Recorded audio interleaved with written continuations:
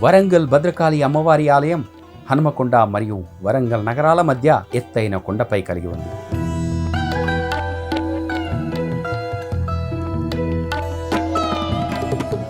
ఇక్కడి భద్రకాళి అమ్మవారి ఆలయం చాలా పురాతనమైనది. దీనిని చాళుక్య రాజవంశానికి చెందిన రాజు పులకేశిన్ క్రీస్తు శకం 625లో నిర్మించారు.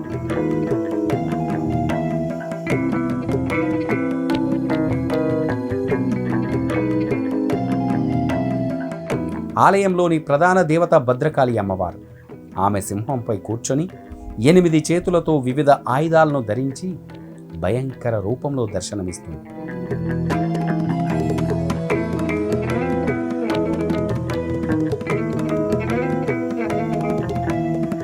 భద్రకాళి అమ్మవారి ఆలయానికి కోహినూర్ వజ్రంతో సంబంధం ఉందని చెబుతారు.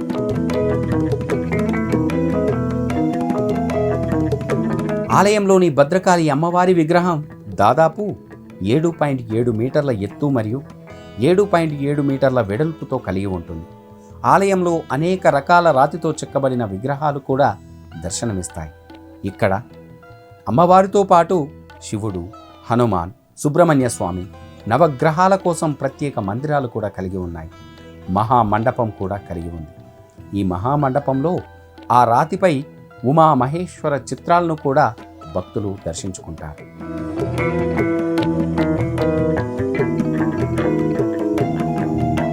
ఎంతో చారిత్రక మతపరమైన ప్రాముఖ్యతతో పాటు ఆలయం చుట్టూ ఉన్న సహజ శిలలు కూడా ఈ ఆలయాన్ని తప్పక సందర్శించేలా చేస్తాయి. అయితే ఆలయం లోపల అమ్మవారి దివ్య మంగళ రూపాన్ని దర్శించిన అనంతరం భక్తుల కోరికలన్నీ కూడా ఇట్టే నెరవేరుతూ ఉంటాయి. ఆలయ గర్భగుడి ఎదురుగా దేవత యొక్క పవిత్ర వాహనమైన భయంకరమైన సింహాన్ని ఇక్కడ భక్తులందరూ దర్శించుకుంటారు. ఈ ఆలయంలోని దేవతను భద్రకాళి అని పిలుచుకుంటారు భక్తులందరూ. అయినప్పటికీ దేవత యొక్క ప్రతిరూపం పవిత్ర మంత్రాల ద్వారా త్రిపుర సుందరీదేవిగా రూపాంతరం చెందిందని ఇక్కడి శాసనాలు చెబుతున్నాయి. ఇది విశ్వంలోని అత్యున్నత స్త్రీ శక్తిని సూచించే అరుదైన రూపం కూడా.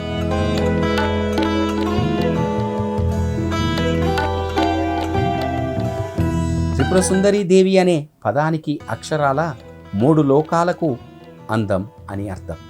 ఖాళీ రూపంలో ఉన్న ఈ స్థితి ప్రకృతి యొక్క గొప్ప అభివ్యక్తిగా పరిగణించబడుతుంది. ఈ ఆలయం యొక్క ఆకర్షణీయమైన లక్షణం భద్రకాళి సరస్సు. ఇది కాకతీయ పాలనలో నీటిపారుదల మరియు ఇతర అవసరాలను కూడా నీటి వనరుగా పనిచేయడానికి పరిగణించారు. వరంగల్లోని భద్రకాళి ఆలయం చుట్టూ సందర్శించదగిన అనేక ఇతర ఆలయాలు కూడా ఉంటాయి. అమ్మవారి దర్శనమంతరం కూడా భక్తులు దర్శించుకొని తరిస్తూ ఉంటారు.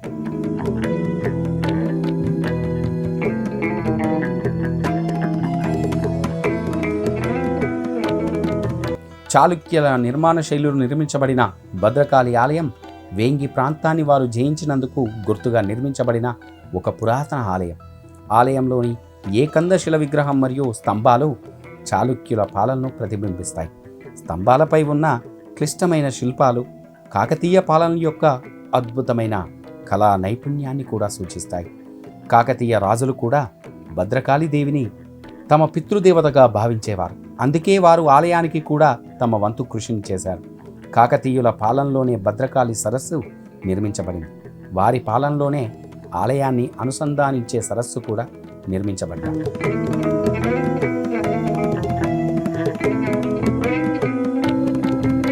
అనేక శతాబ్దాల తర్వాత 1950లో భద్రకాళి ఆలయం మళ్ళీ పునరుద్ధరించబడింది. కర్ణాటక నుండి వరంగల్ వలస వచ్చిన కాళీమాత యొక్క గొప్ప భక్తుడు శ్రీ గణపతి శాస్త్రి ప్రారంభించారు. భద్రకాళి ఆలయ అవశేషాలను చూసిన తర్వాత ఆయన అప్పట్లోనే ఏకాంత ప్రాంతంగా ఉన్న ఆలయం పక్కనే స్థిరపడాలని నిర్ణయించుకున్నాడట. శ్రీ ముదంబై రామానుజాచార్య మరియు శ్రీ మగన్ లాల్ సమేజ వంటి ఇతర స్థానికుల సహాయంతో ఆయన ఆలయ పునరుద్ధరణ పని ప్రారంభించారు. వంగల గురువయ్య, బ్రహ్మశ్రీ హరిరాధకృష్ణమూర్తి, తాండ్ర వెంకట రామనరసయ్య, అడ్లూరి సీతారామశాస్త్రి, టంకశాల నరసింహారావు, ఇతర మహా తపస్విని మంగళాంబిక వంటి అనేక మంది కూడా ఈ ఆలయ పునరుద్ధరణలో సహకరించారు. ఆ తర్వాత భద్రకాళి ఆలయంలో జంతు బలులను నిషేధించారు. దేవత విగ్రహం కూడా అమ్మవారి రూపాన్ని ఆగ్రహ రూపంలో కాకుండా శాంత రూపంలో భక్తులకు దర్శన భాగ్యాన్ని కల్పించారు.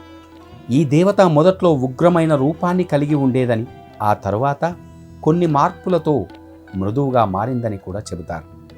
దేవత ముఖం నవ్వుతున్న మరియు ప్రశాంతమైన ముఖంగా ఇక్కడ భక్తులకు అనుగ్రహం కల్పిస్తుంది. ఇక్కడి దేవత నాలుకపై పవిత్ర శ్లోకాలు కూడా వ్రాయబడ్డాయి. శ్రావణ మాసంలో ఆగస్టు సెప్టెంబర్ నెలలో కూడా ఆలయం వసంత నవరాత్రి, శాకాంబరి ఉత్సవం మరియు శరణ్ నవరాత్రి వంటి అనేక ప్రముఖ పండుగలను జరుపుకుంటారు. బతుకమ్మ పండుగను కూడా ఇక్కడ ఎంతో ఉత్సాహంగా జరుపుకుంటూ ఉంటారు. అందమైన పూల నమూనాలతో మరియు మహిళలందరూ పెద్ద ఎత్తున ఇక్కడ అమ్మవారిని దర్శించుకొని తరిస్తూ ఉంటారు. ప్రతి నిత్యం వివిధ ప్రాంతాల నుండి పెద్ద సంఖ్యలో భక్తులు వచ్చి అమ్మవారిని దర్శించుకొని తరిస్తూ ఉంటారు. ఎలాంటి కోరికైనా తీర్చే భద్రకాళి అమ్మవారి మెండైన ఆశీస్సులు మనందరిపై ఉండాలని కోరుకుంటూ ఓం శ్రీమాత్రై నమః.